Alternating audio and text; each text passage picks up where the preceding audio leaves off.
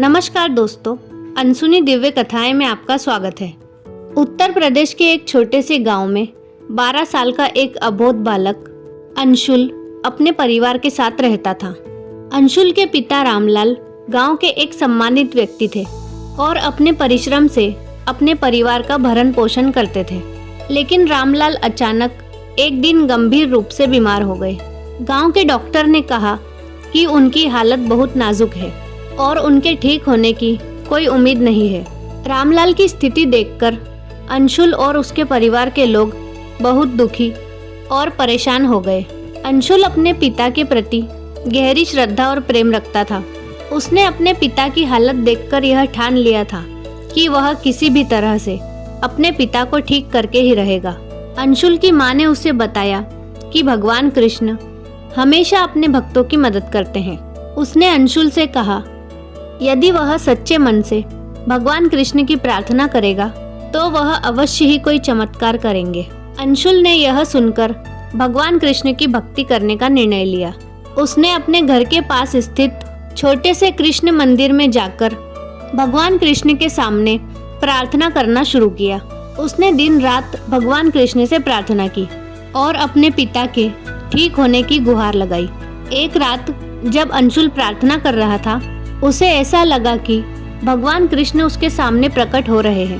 भगवान कृष्ण ने मुस्कुराते हुए कहा, वत्स, तुम्हारी भक्ति और प्रेम से मैं बहुत प्रसन्न हूँ। तुमने सच्चे मन से मेरी प्रार्थना की है और मैं तुम्हें तुम्हारे पिता को स्वस्थ होने के लिए आशीर्वाद देता हूँ। अंशुल की आंखें खुशी से भर गई और वह तुरंत अपने पिता के पास दौड़कर गया।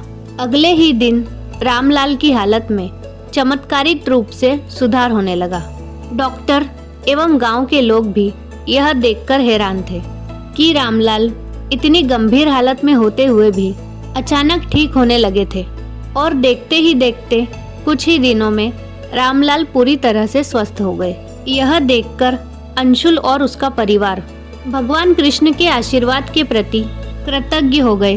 गांव के सभी लोग इस चमत्कार की कहानी को सुनकर भगवान श्री कृष्ण की महिमा का गुणगान करने लगे।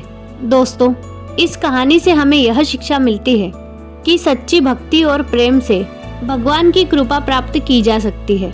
अंशुल की सच्ची भक्ति ने उसके पिता की जान बचाई और भगवान श्री कृष्ण ने यह साबित कर दिया कि वे अपने भक्तों की हर मुश्किल को दूर कर सकते हैं। तो दोस्तों, यह थी आज की हमारी प्रेरक कहानी।